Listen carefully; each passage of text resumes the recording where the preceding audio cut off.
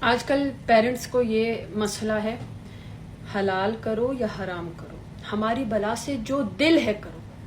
شادی تو ہم تمہاری تب کروائیں گے جب تمہاری جیب میں اتنے پیسے ہوں گے کہ ہم ایسے ایسے بارات کر سکیں، ایسے ایسے ہم ولیمہ کر سکیں، اور شادی کے بعد تمہاری بیوی کا خرچہ تم اٹھاؤ گے، ہم نہیں اٹھائیں گے. اس سبب میں میں یہ کہوں گی کہ آج کے دور میں ماں باپ سے زیادہ خود غرض شاید کوئی بھی نہیں ہے.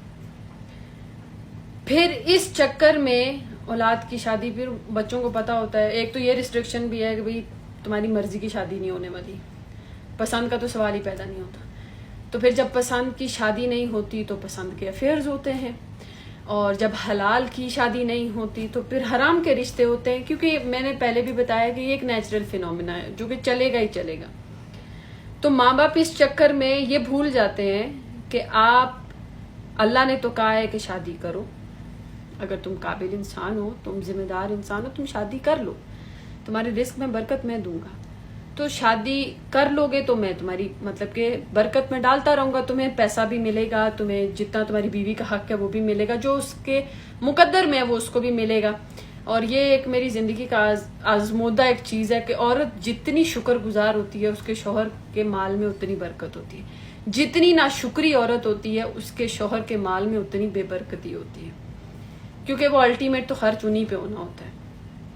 لیکن ماں باپ یہ بھول جاتے ہیں کہ قیامت والے دن نا بچوں کو بعد میں بٹھایا جائے گا کہ بیٹا آپ بتائیں آپ نے کیا کیا والدین کے ساتھ کیا. پہلے ماں باپ بیٹھیں گے، بتاؤ کیسے کیسے پالا، کیا حلال راستہ دکھایا، کیا جو میں نے کہا وہ اولاد کے ساتھ کیا، اور اگر نہیں کیا تو ایکسپیکٹیشنز کیوں. اگر ماں باپ کی غلطیوں کی، ماں باپ کے گناہوں کی اولاد مالک ہوتی ہے نا، ان کے سمیت ساری زندگی امی ابو ہی بولتے ہیں. بچے یہ تو نہیں کہتے کہ آپ نے گناہ کر لیا اس لیے آپ امی ابو ہی نہیں رہے.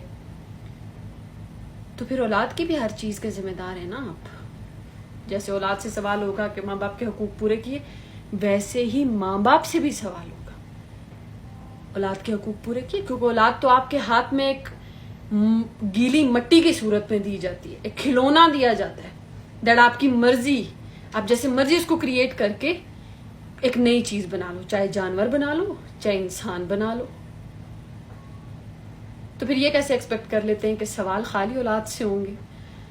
مجھے زیادہ کمپلینز ماں باپ سے ہیں.